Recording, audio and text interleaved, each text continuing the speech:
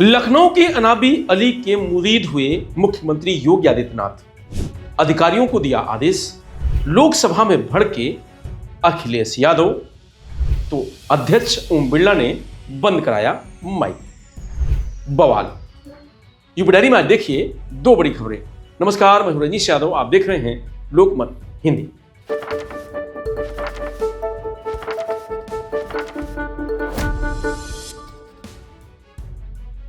लखनऊ में सोमवार को मुख्यमंत्री जनता दरबार में पहुंची एक मासूम बच्ची मां के साथ। उसने मासूम अंदाज में सीएम योगी से कहा कि मेरा एडमिशन करा दीजिए।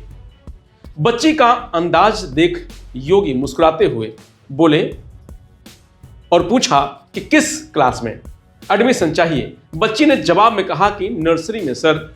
फिर सीएम योगी ने कहा कि स्कूल पढ़ने के लिए रोज जाओगी?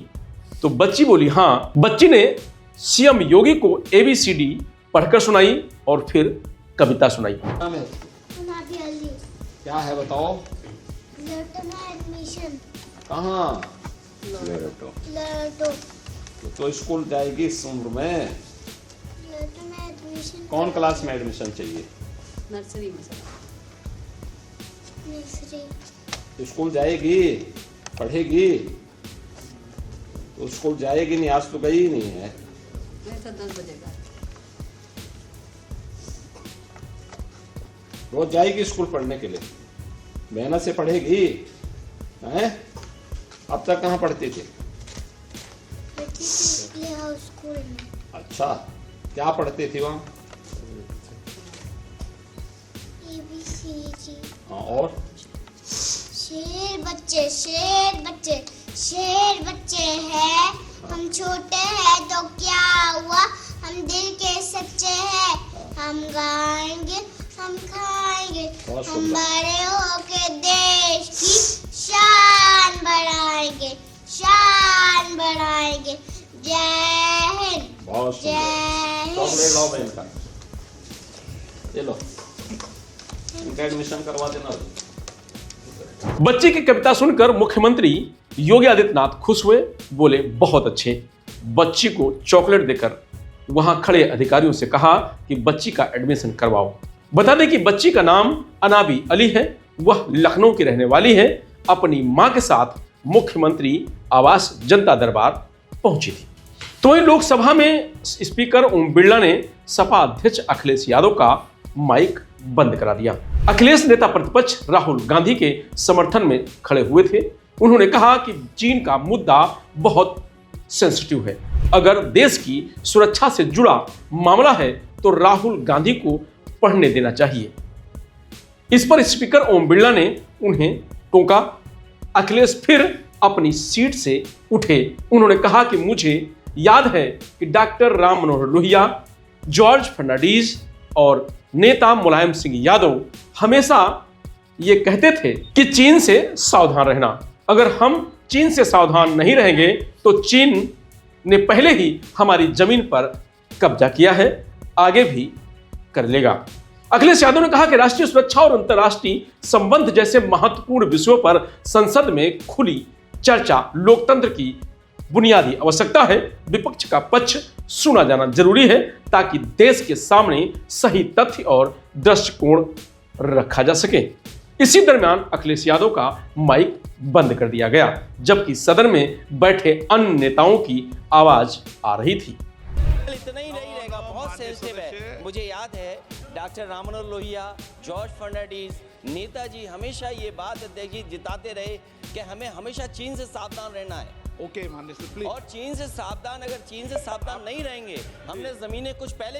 ओके माननीय, इनको कैसे पता क्या बोल रहे हैं?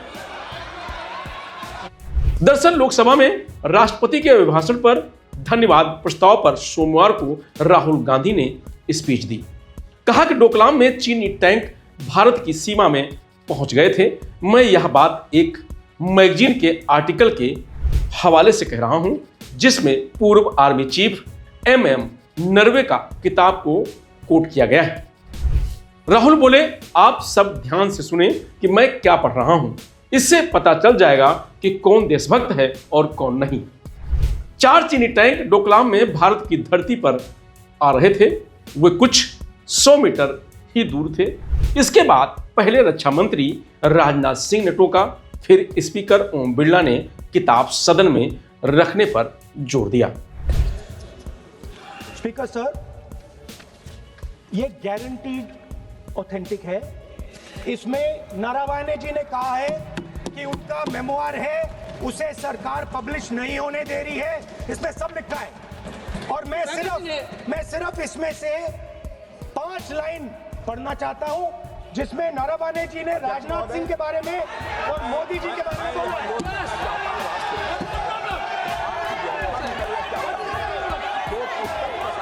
हुई ही नहीं है। तो किस पुस्तक को यहाँ उल्लेख करना चाहते हैं उसके बारे में? माननीय अध्यक्ष जी, विवाद लीडर ऑपोजिशन ने ही समाप्त कर दिया है। वो स्वयं कह रहे हैं कि पुस्तक प्रकाशित नहीं हुई।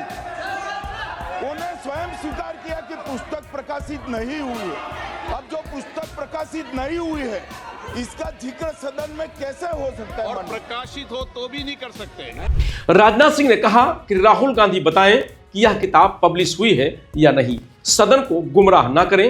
राहुल की बात पर लोकसभा में 46 मिनट तक हंगामा चला। हर बार उनके बोलने पर स्पीकर ओम बिरला ने टोका और नियमों का हवाला दिया।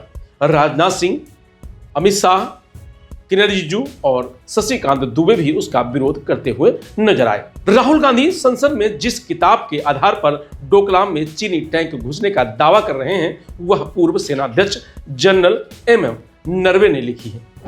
4 स्टार्स ऑफ डेस्टिनी नामक यह किताब अभी पब्लिश नहीं हुई है। इसका हार्ड कवर अप्रैल 2024 में ऑनलाइन शॉपिंग साइट्स पर उपलब्ध है। किताब में चीन के साथ भारतीय सेना की 2020 की झड़पों के साथ साथ अग्निवीर योजना को रिव्यू किया गया है। 2019 से 2022 तक सेना प्रमुख रहे नरवे ने इंडियन एक्सप्रेस वे के इंटरव्यू में बताया था कि उन्होंने अपनी किताब पेंगुइन पब्लिशर ग्रुप को छपने के लिए दी थी। अब वह प्रकाशन समूह और सरकार के बीच का मामला है। किताब रक्षा मंत्रालय को मंजूरी के लिए भेजी गई है। 1 साल से ज्यादा हो चुका है, लेकिन इसे पब्लिश की मंजूरी नहीं दी गई है। संसद की कार्रवाई से पहले यूपी के नेताओं ने भारत पाकिस्तान मैच, बजट जैसे मुद्दों पर अपनी बात रखी। जानिए किसने क्या कहा। पाकिस्तान भारत के खिलाफ मैच का बहिष्कार करने पर सपा प्रमुख अखिलेश यादव ने कहा कि भारत सरकार को अपनी विदेश नीति पर विचार करना पड़ेगा कि किस दिशा में उनकी विदेश नीति जा रही है। कांग्रेस सांसद इमरान प्रताप गढ़ी ने कहा कि पाकिस्तान मना कर रहा है, मुझे हैरत है कि भारत ने क्यों मना नहीं किया। ऑपरेशन सिंदूर के बाद दुबई में वो मैच क्यों खेला गया, BCCI ने क्यों खेला, आप आगे बढ़कर क्यों नहीं कहते।